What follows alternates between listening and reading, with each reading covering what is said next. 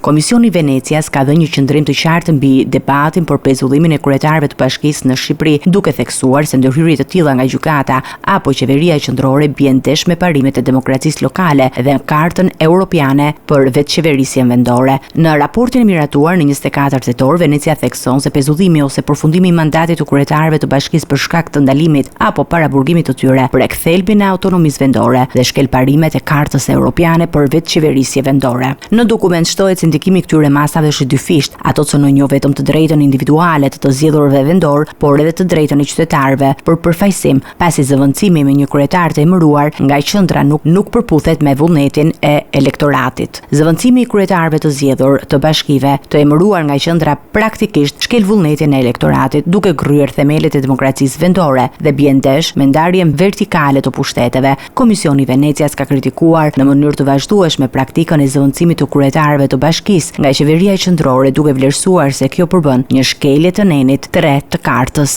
Në përfundim, raporti thekson se pezullimi apo shkarkimi i një të zgjedhuri vendor duhet të mbetet një mazë e jashtëzakonshme që zbatohet vetëm në rastet e shkeljeve të rënda dhe me garanci të plota procedurale për të shmangur çdo formë ndërhyrje politike në pushtetin vendor.